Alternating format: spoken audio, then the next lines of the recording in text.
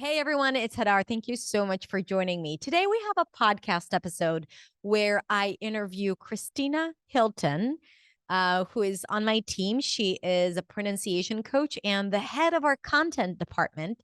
And she is going to talk about the things that piss her off when it comes to the content we see on the internet related to English and English teaching.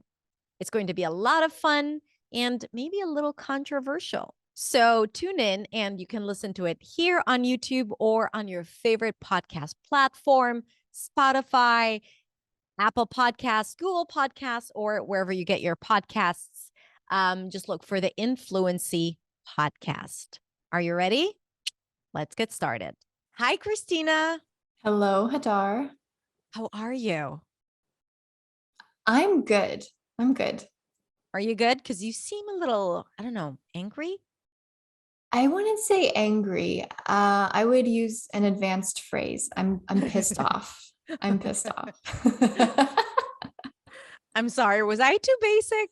You were very basic right there. All right. Tell me more. What are you pissed off about? Yeah, I'm pissed off because I feel like there's been a lot of things happening in the English language learning sphere on social media and YouTube. And I think it's important we talk about it. I think we're going to talk about it. We're going to list all the things that piss you off, and I'm going to comment on those things. But before that, would you like to introduce yourself for those who do not know you? Yeah, of course. So I'm Christina. I am the head of content on Hadar's team. And so that means that I help to manage the content that we put out on YouTube and social media and all of those things. And that also means that I see a lot of stuff that is relevant for our conversation today, some great stuff and some not so great stuff. And kind of the impact that it has on people as learners when you're consuming that content as a viewer. I'm also a pronunciation coach on Hadar's team. So I coach inside of our programs and I love it. I love it so much. And we love you. You are amazing at everything that you do. And we are very grateful for having you with us. And now, and I think now you're going to get to know why we love Christina, even when she's pissed off. So even when I'm pissed off, buckle up. It's going to be a ride. Especially when she's pissed off. All right, Christina. So what's the first thing that pisses you off? I think the thing that I've seen recently that pisses me off is this concept or these videos that talk about basic English and advanced English. That's kind of the basis for a lot of things that irritate me. By the way, like I don't remember it being a thing like a year ago, right? It's a trend. Yeah. It's a recent trend, isn't it? Yeah, I think so. I think that it started definitely with some YouTube videos that got a lot of traction, maybe from like, oh, stop saying this, say this instead, which was a way to give you different vocabulary, which is great. Like who doesn't want to increase their vocabulary? That's awesome. But now it seems like every video, and if you're an English learner and you are on social media, I bet that you've seen a posts like these that say, oh, say this, don't say this, or a basic speaker says this and an advanced speaker or a native speaker would say this. And there's a lot of reasons why I think that these are really wrong. But I think the foundation is that first, this idea that there is basic and there is advanced. And I really don't think that there is this contrast when we think of language. So for example, like basic English, what is one word that pops into your mind, Hadar? Simple, limited, stupid. Is that what you were? Stupid. Yeah. Unintelligent. Yeah.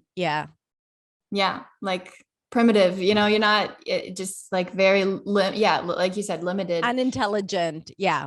Basic feels like you are not educated, really. Yeah. And of course, like if I see that, I don't want to sound those things. I want to sound intelligent. I want to sound smart in any language. So it's very easy to see that and say, oh my God, I don't want to sound basic. Right. Mm. But then like, let's take a look at the ideas of what basic, like the examples that a lot of people say. I was watching one video and it said, oh, basic speakers say hard and advanced speakers say arduous. So, I which, mean, I mean, I have I never mean, used it or heard it around me in yeah, conversation. yeah. So, and it's like, okay, I go to, just say, oh, how was your day? Oh, it was so arduous. Like, nobody hears that and thinks, oh my God, that is an intelligent person that just walked by me. It doesn't have that impact, but there I are a think lot the of impact it has accounts. is like the cringe It's factor. like, It's like, oh, yeah, a little uncomfortable right now. Like, why yeah, did you use that word? exactly. Yeah, Yeah, I think you're absolutely right. And I think that a part of the problem is that non-native speakers or speakers of English as a second language definitely feel limited with their vocabulary. So I feel it taps into that, insecurity, right? yeah, And because people already feel, I think it's one of the basic things that people say, like, what do you want to work on? I want more words to use, right? I want yeah, to of improve my course. vocabulary. Who doesn't, Yeah.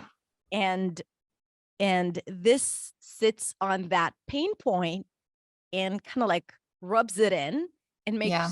it makes people feel like they really need it because that's exactly their problem. But does it really give them the right solution? That is the question. Hmm.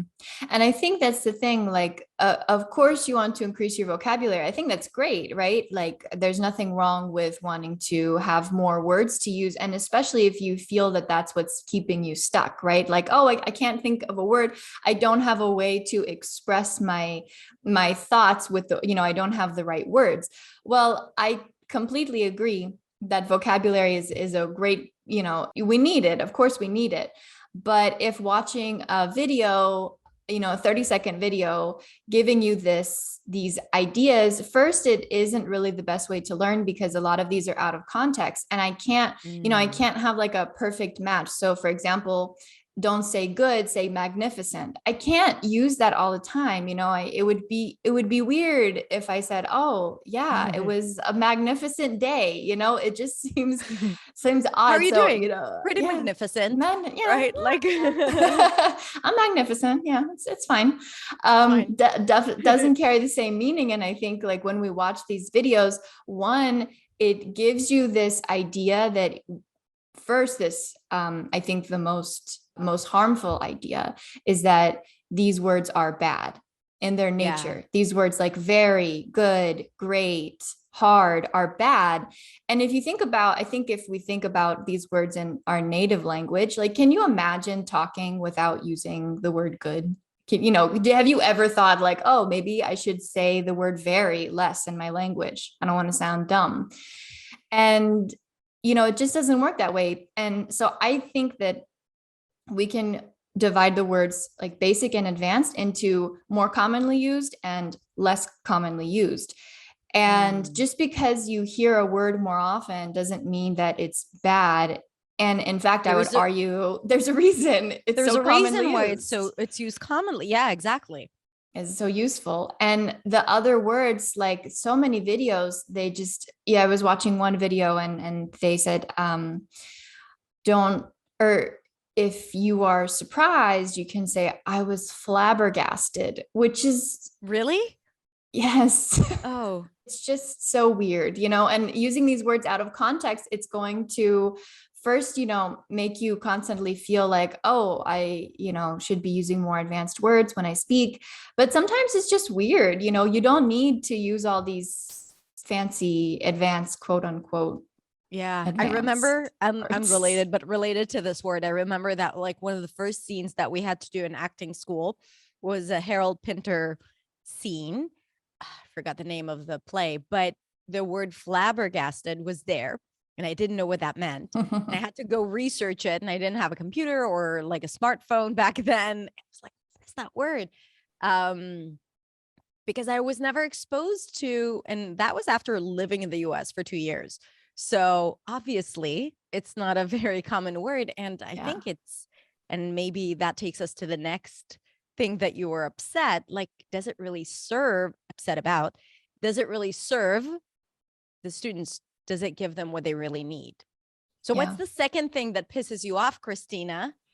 Like on a scale of, yeah, if I'm like going down my list, I would say that it's also not useful, right? And we were talking about this before, and I was like, oh, it's like unuseful vocabulary. And then I'm like, I don't know if unuseful is a word, but you get what I mean. It's filling people with ideas that you have this vocabulary that you need. But again, like you said, like, oh, I'd lived in the US for 2 years and I never heard this word before, which doesn't surprise me because, yeah, the word exists, but how often are people really using it? And is this serving you to know all of these words? Or is it just creating a gap between what you know and what you think you should know? And what is this doing? It's like making you feel forever a student, forever like you're never going to have enough vocabulary. Exactly. Like, and I think, and not only that, it suggests that you need to start using it more. So knowing it is one thing, right? But the messaging is not, here is a word that you need to familiarize yourself with. That's great. Like, fine. But to make a point of stop using this and instead use that, I think that, and this is a word that you used, is misleading. Yeah. Because it's really like not what English is about. It's interesting. A while back, I read a book about TED Talks from the creator of TED. And he said there's something that was really interesting. He said that when you work on your talk, make sure you use a language that a first grader would understand, because people wanted to be direct, at eye level, and very communicative, Yeah. and I thought it was so interesting, especially when we talk about basic and advanced. Would you say that TED speakers are basic speakers? Yeah. Absolutely not. Yet they do tend to speak in a very direct level that like everyone would feel comfortable with. Yeah. And I think it's true as well that there are so many words that even native speakers, maybe it's just me, but no, I know it's more, listen to. Like, I cannot tell you, if I'm watching a movie or I'm reading a book, there are so many words that I don't actually know. Like, if you stopped and asked me, hey, define this, I would have no idea. And I just go on because it doesn't impact me, because I say, am I going to use this word? Is this a word that I have heard before?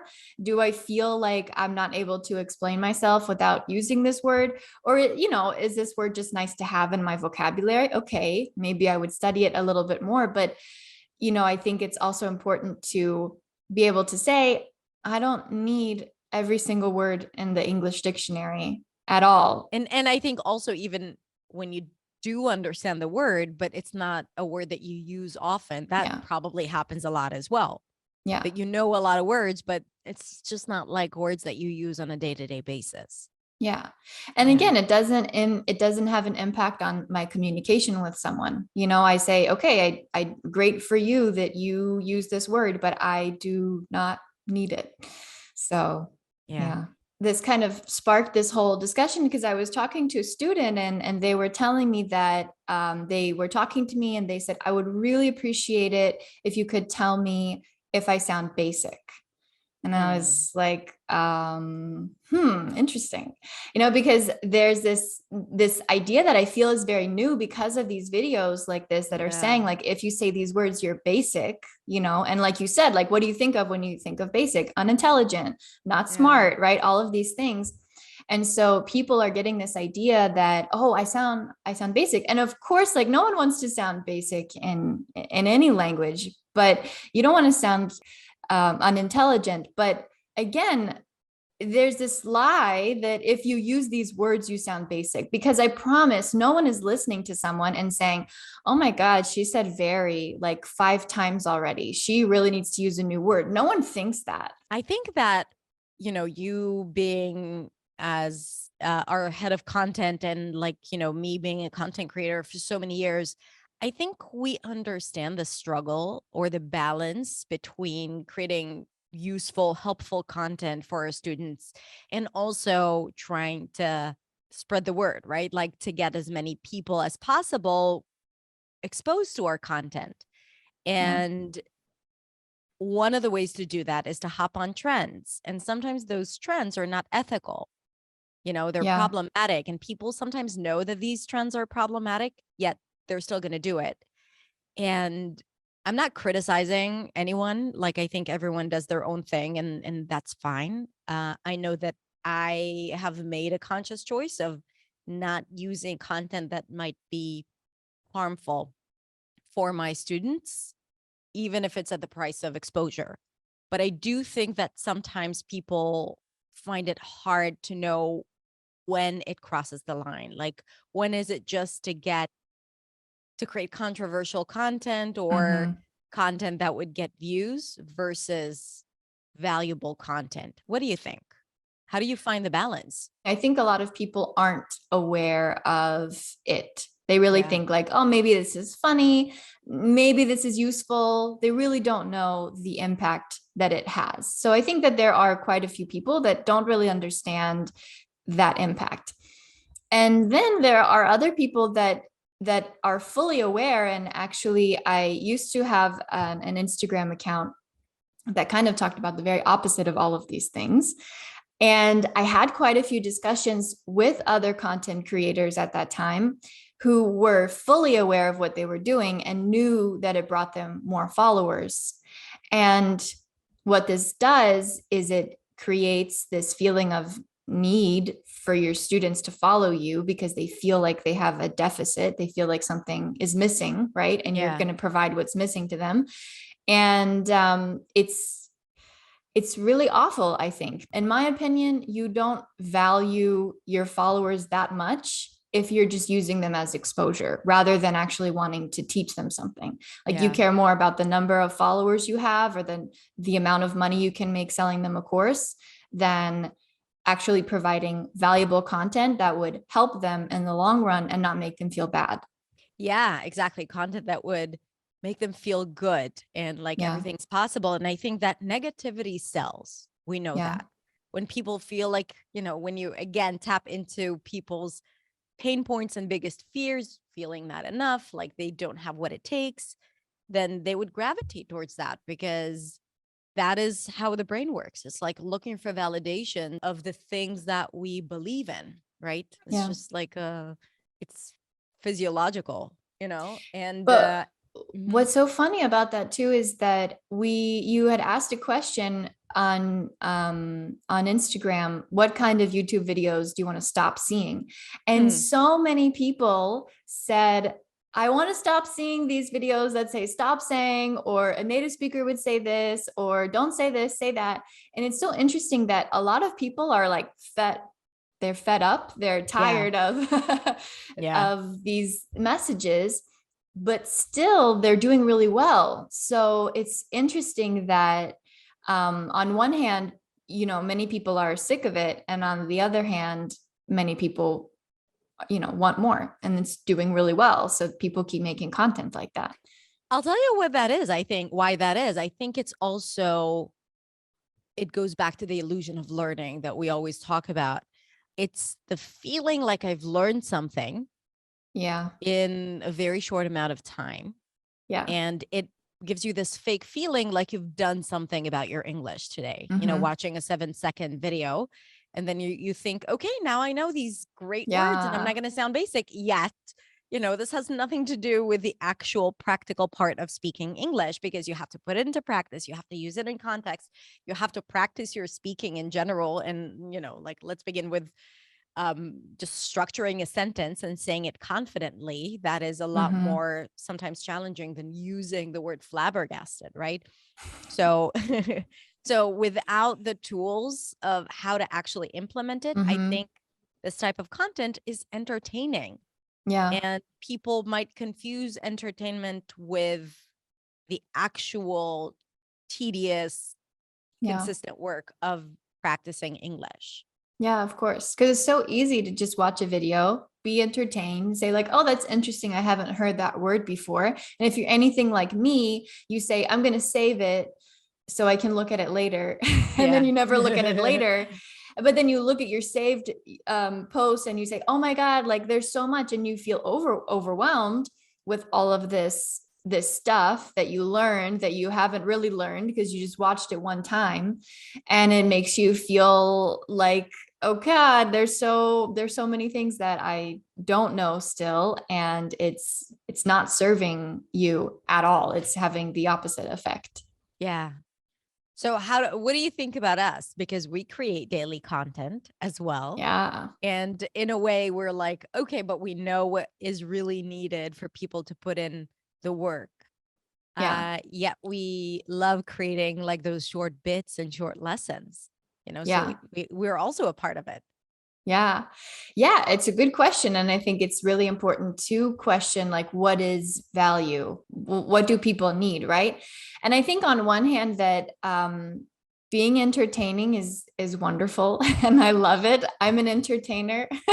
I know, like we want to have I- fun. Also in our courses, we make yeah. sure we have fun while learning. Yeah. So I definitely agree. This is a big part of Yeah.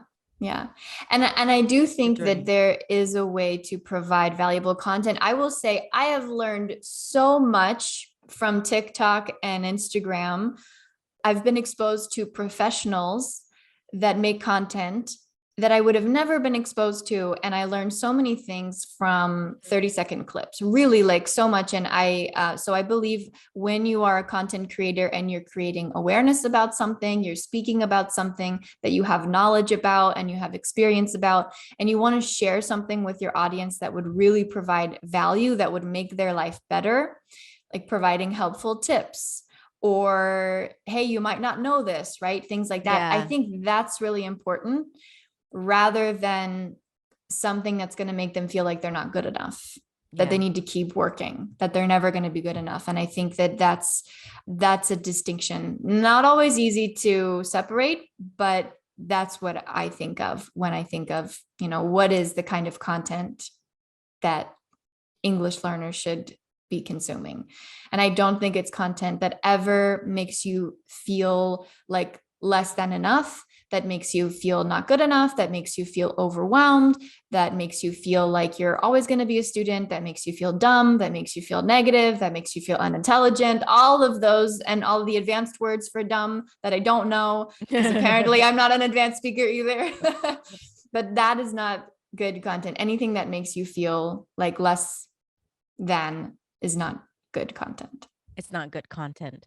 And I think this is the responsibility that we have in this day and age as content consumers, because we cannot control the content that is thrown at us, and that's the thing, we are overwhelmed with content, so we have to be very particular about the type of content we consume and what we benefit from it, or to just say, even if it's not beneficial, I enjoy watching it and that is fine, Mm-hmm. but recognizing exactly everything that you said. I agree 100%. All right, Christina. So what else pisses you off? The world wants to Mm. know. I'm ready to share it. So another thing, which you may or may not know about it. Well, Hadar, you know about it, but it's something called native speakerism, Mm, which is this idea that a native speaker teacher, or not even teacher, is better than a non-native teacher in any language, but this is especially prevalent in the English teaching industry, and yeah. interesting in the English teaching industry for a few reasons. Um, as I said, I used to have an Instagram channel that had a lot of conversations, a lot of views when I would speak about this topic of, basically, I believe that you should have experience and you should be qualified to teach a language through experience or certifications or whatever, whether you're a native teacher or a non-native teacher. And there are a lot of native speaking teachers that become English teachers simply because they speak the language. Mm. And it can be quite problematic as we've seen, but especially because, well, it's really hard to teach something you've never had to learn as a non-native speaker, right? Like native speakers have learned the language very differently than non-native speakers. So you don't inherently know the knowledge, you don't know the grammar rules just because you speak it. So it's very hard to explain to someone. Yeah. But anyway, as I said, I talked a lot about this on my Instagram channel, and it got a lot of, anytime I would mention this, that native speakers shouldn't be teachers just because they speak the language, right? Like you need a little bit more than that, more experience or education, right? It got a lot of hate, and in so many conversations from people that said non-native speakers are not the best teacher. A native speaker is always the best, or at least a native speaker, certified native speaker is like the holy grail. That's the ideal, the holy grail, that's the right? perfect thing. Yes. It's funny. And be a man, but no. I got into this conversation online in one of those groups that someone recommended a platform for teaching kids English. And I checked out this platform, and they literally had two plans. One plan was a lot cheaper, and it said with non-native speaking teachers, and the other one was a lot more expensive with native speaking teachers. Nothing about the experience, nothing about the qualifications. And when I said in the comments, I was like, don't you find this problematic and, partially racist, because it was also a group of teachers from a certain area in the world. And she's like, no, I don't see the problem. They're native students. How do you know that they're good teachers? What promises you that this particular is a better teacher simply because they're native? And that was so disturbing, and people don't even challenge that. Yeah. Yeah, I'm living in Japan, and in Japan there is definitely a preference. It's been changed a little bit because of COVID and everything, but there's definitely a preference for native speakers. And it's just crazy how, and the same thing, native speakers will get paid much more in the school than non-native speakers. And my sister-in-law, who's Japanese and wants to be an English teacher, is experiencing that right now. She would not get paid the same as me, even though she has more experience, even though she has learned the language herself and knows exactly what it takes. I could walk in there with no certification whatsoever and say, hey, I grew up speaking English, I can teach. And it's just really mind-boggling. And actually, many people don't challenge that. They just say, you speak the language, you can teach the language. And it's not true at all, because I didn't know anything. And everything I learned came from non-native teachers like you and Yelena and other non-native teachers. So I didn't know anything when I was teaching, and I made so many mistakes because I didn't know any better. Yeah. So where do we see that in content, like in the content that we see out there? If we bring it back to content, or what we see on YouTube, or, online, not necessarily on YouTube. Yeah. I see this a lot when we talk about mistakes and what is correct, what is perfect, what is proper.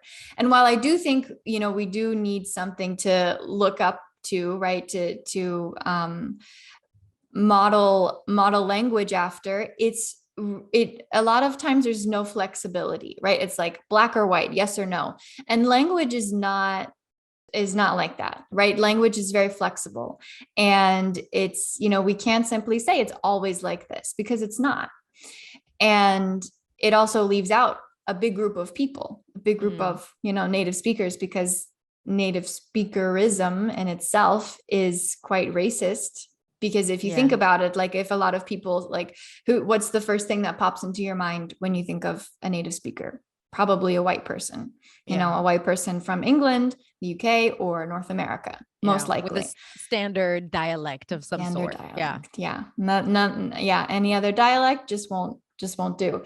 But it's just funny that there are, and there are people that say, okay, if you make mistakes as a non-native speaker, you're unintelligent or you're not smart enough, you need to do better, right? And it's just so discouraging. And especially whenever we see native speakers making mistakes, nobody's criticizing us, nobody's questioning it at all. And you might say, oh, well, you don't make mistakes that often. Like, have you you haven't Often. you haven't seen enough. Yeah, it's crazy. It's crazy, the I type know. I of love mistakes. listening to podcasts and then like counting the mistakes, like the unnecessary S's or the wrong use of much and many and all of those things. I think it's so cool. And it's so like, it really is proof that whatever is taught in school is only done that way so people can measure the progress of their students, because that could only happen when there is right and wrong. Because if something is like right there in the middle, which would totally pass in conversational English and colloquial English, I mean, what would you do with it as a teacher? So just to serve the system, we have developed a method that really limits our ability to express ourselves, or it doesn't reflect how English really is or really sounds like. And it also doesn't allow any space for mistakes. It's like, nope, wrong. Yeah. And that's not, I mean, again, it's not how language works. You make mistakes in your native language too, and you don't care about it. And I think that that's really important too, is that, this idea of trying to be perfect in English, not making mistakes, pronouncing things, the way they should be pronounced. But you're not that hard on yourself in your native language, not at all. But when it comes to English, you can be so much more critical of yourself. So I think that that's really important to remember. And actually, Hadar and I, we have a running list of mistakes we hear native speakers make, and maybe Hadar will make an episode on it.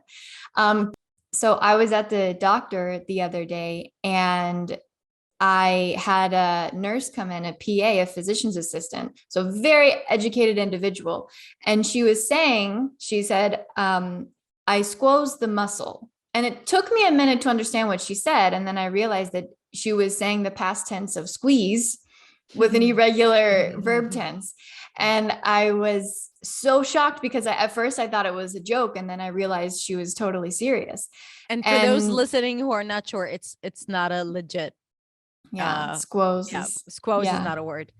So and it's, a normal past tense. So squeeze in past tense is squeezed. And so it surprised me. I was flabbergasted when when she said that. And so it just goes to show that even very educated individuals, such as doctors and physicians assistants and all kinds of people, are making mistakes, right? And no one's questioning it because they're native speakers, right? But the thing is that, again, language is very flexible. And so we, to say that non-native speakers shouldn't make mistakes and don't say this instead, it's just not an accurate representation of how language works at all. Yeah. And if we did follow more this idea of how language works, it would have provided so much more freedom for our students and so much versatility and ability to express themselves without feeling constantly bad about not doing well and not being good enough. And I do want to bring it into the conversation that we've been having over the past week or so, after the YouTube video that we released on a certain creator who was a non-native speaker, and she has created content.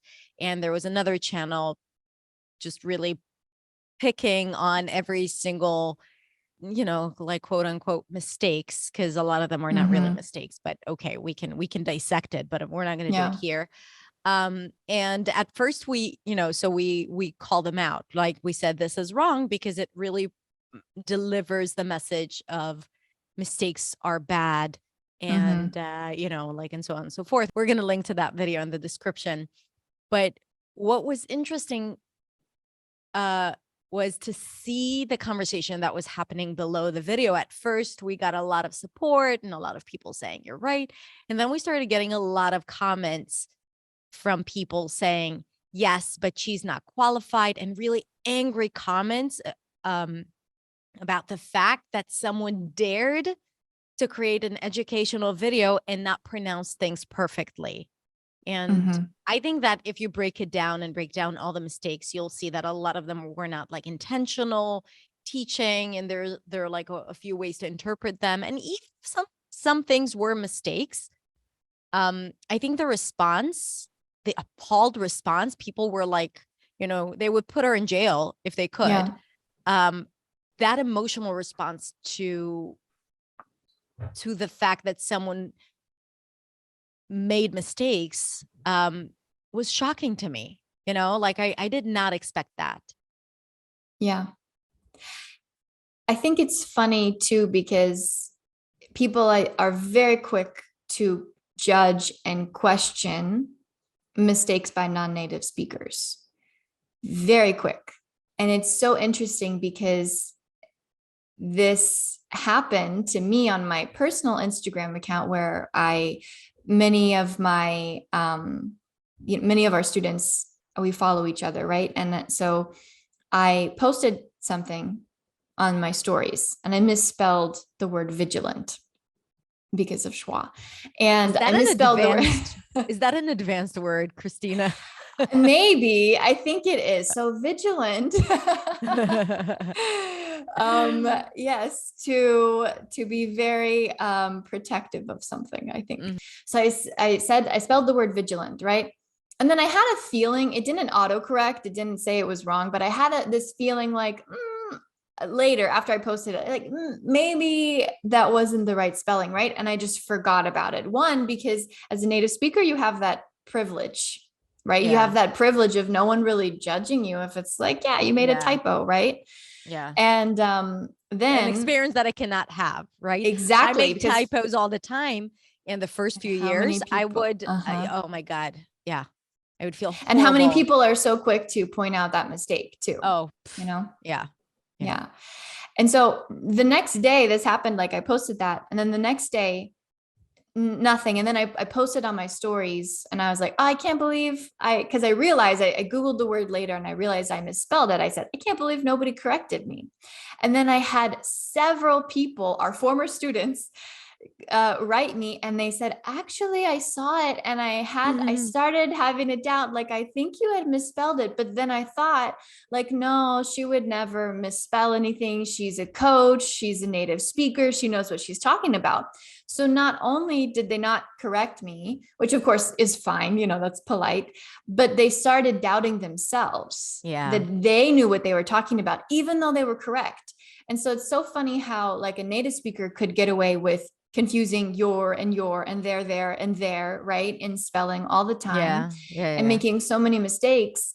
But when a non-native speaker does it, people are so quick to point out all of the mistakes. And I even see this for non-native speakers who are content creators, not in English, just doing random things. People are quick to criticize, like, oh, you use the wrong preposition. Oh, you shouldn't say how it's like, say what it's like. And they're not asking for your English advice, Yeah. but there's so much more criticism for non-native speakers than Yeah. native speakers, even Yeah. though, yeah. I've heard from so many creators who are not English teachers, who are non-native speakers, how much crap they get on their pronunciation. They're teaching professional videos or Mm-hmm. whatever, and then Yeah. the people comment on their English, and that entitlement, or that like being like patronizing the other person, saying, oh, you don't know enough, despite the fact that they're sharing their knowledge and they're doing it in a second language. Yeah. It's like they don't see it. um yeah, and I think it's so important to come with more compassion and more understanding that there is no right and wrong. It's not black and white when it comes to English. And if you like someone, then, it's fine, and enjoy what they do have to provide, like with the content they do provide you with. And if you don't like something, you can always unsubscribe. It's a free content platform, right? Yeah. People are so angry. Like, this is not possible. People cannot teach wrong. It's like, Yeah. it's free. It's your choice to subscribe to it or not. And then do whatever makes sense to you. Going back to, but make sure you follow something, or that you follow the content that makes you feel good and actually provides you with value that you can Yeah. quantify. You can kind of like measure the progress that you are having with, Yeah. certain content creator. And even when it comes to, not liking someone because you think that they're teaching things incorrectly, again, it's a free world. You can do what you want. But I've seen many native speakers teach things about pronunciation Oh, incorrectly. so, So wrong. so I know you many. have, but Oh like, my God. Oh my God. Yeah. so wrong. Like, just coming up with things just because they think that's what it Yeah. is happening. Like, no, Yeah. no idea whatsoever. Yet people are not questioning them, not to the Right. same degree, right? Yeah. Like, they are not at all attacking them for not knowing something like they would a non-native speaker. So it's really crazy how a native speaker can really say whatever they want. And people will just assume People that would love it's it. true. Yeah. Yeah, exactly. All right. So, Christina, what makes you happy? Oh gosh.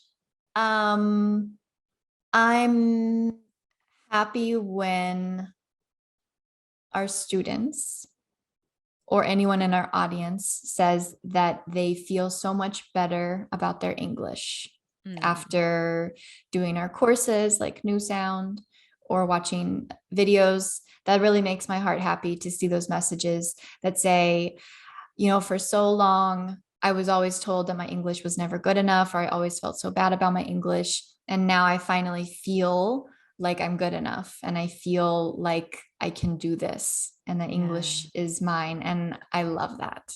That's what Mm. makes me happy. Yeah. I think that is what gets us going, and, Yeah. and that's why we keep doing what we do. Um, yeah, it just reminded me of this story of one of our students who posted a video inside of one of our programs, and she said, I've been learning English for 12 years and I wasn't able to speak. Like, Mm. wasn't able to utter one sentence. And now it's been 3 months and I'm making all these videos and talking. It's just like that permission and that belief that she can do it, and how to, like, her being able to bring everything together. Um, I think that is probably one of the most rewarding things. Yeah. Um, all right, Christina. So, what do you intend to do to change all the things that piss you off? What do we intend to do? Oh, so many. I think it's important to keep talking about it. I Mm, think it's important to speak up when you see something you don't agree yeah, with, even yeah, if you think it's insignificant, even if you think it's small. I think if we speak up about what we think is harmful, it's important. I think as a native speaker, I have a very big responsibility to educate other native speakers about a mm, lot of things. We have a mhm, long ways to go, but I'm working on it. And also to let other people know that there is no distinction between a non-native teacher and native teacher. Just a good teacher with experience that cares and believes in their message, and bad teachers that who mhm. don't. Yeah, and I just continuing to work in our communities like the Influency community and our program New Sound, to continue working on this message, because I think it's so important that everyone finds that freedom in English Yeah, that you might have been looking for a really long time. yeah, Yeah. I love it. All right, Christina, thank you so much for sharing with us Mhm. your thoughts about all Thanks for these things listening. today. I really enjoy the conversation. And if you have any thoughts, anyone watching or listening, then come and share them with us, Yeah. either on our website or YouTube or Instagram at hadar.accentsway. Thank you so much for being here, everyone. Thank you, Christina. Have a Thank good you. day and see you next time. Bye.